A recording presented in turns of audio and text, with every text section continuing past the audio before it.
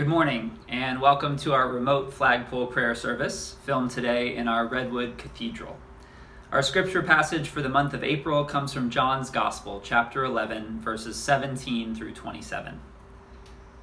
On his arrival, Jesus found that Lazarus had already been in the tomb for 4 days. Now Bethany was less than 2 miles from Jerusalem, and many Jews had come to Martha and Mary to comfort them in the loss of their brother. When Martha heard that Jesus was coming, she went out to meet him, but Mary stayed at home. "Lord," Martha said to Jesus, "if you had been here, my brother would not have died. But I know that even now, God will give you whatever you ask." Jesus said to her, "Your brother will rise again." Martha answered, "I know he will rise again in the resurrection at the last day." Jesus said to her, "I am the resurrection and the life. The one who believes in me will live, even though they die. And whoever lives by believing in me will never die. Do you believe this?" "Yes, Lord," she replied. "I believe that you are the Messiah, the Son of God, who has come into the world." Welcome back to another week of remote education at St. Francis. I hope you all had a restful and peaceful Easter break. Easter Sunday may have been last weekend, but we are called to be Easter people all year round. What does that mean exactly? Well, to me, it means that we are called to be people anchored in faith, hope, and love, regardless of the liturgical season and regardless of our present circumstances. This year, of course, our school community has been focusing our attention on the Holy Cross theme of hope, and I don't think that's a coincidence. Hope is probably the value that our world needs most right about now. I got to take part in a virtual coaches clinic last week, and the speaker, Heath Erlinger, actually claimed that our number one job as coaches is to inspire hope in our athletes, which he defined as the joyous anticipation of good. Hope is believing that the way things are right now won't be the way things are forever. Hope anticipates, even expects, a future that is better than the present. But hope isn't passive. It doesn't wait around. Hope is realized in action. In today's scripture passage, Mary and Martha have every reason to be in a state of despair.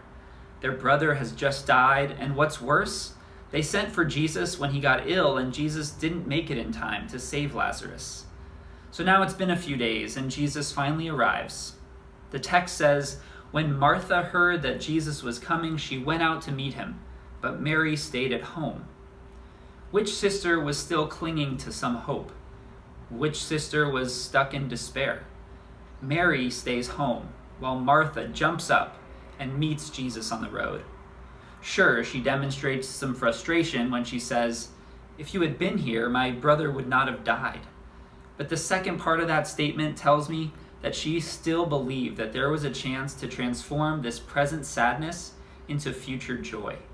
She continues, "But I know that even now God will give you whatever you ask."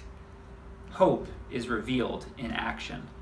While her sister sat at home paralyzed by her grief, Martha chose hope. She got up, ran outside, and met Jesus in the middle of the road. This action revealed to Jesus that she had not lost faith in him or hope in his promises. What would it look like for you to choose hope right now? Sure, we don't have a published end date to this global pandemic, and sure, the novelty of online classes while sheltering in place has worn off, but our present reality isn't going to last forever. We can be sure of that. So as we joyously anticipate that future good, what will we do? Perhaps we will plan a birthday parade for a friend or family member. Perhaps we will organize a fundraiser for personal protective equipment for our local healthcare workers. Perhaps we will start a letter writing campaign to elderly folks who live alone or in care facilities. Or perhaps we'll simply cherish time at home with our family members who we so often take for granted. Whatever creative ways you decide to bring hope during these uncertain times, know that your efforts are not in vain. Follow Martha's example and remember that a little bit of hope can go a long way. After all, it's what our world needs most right now.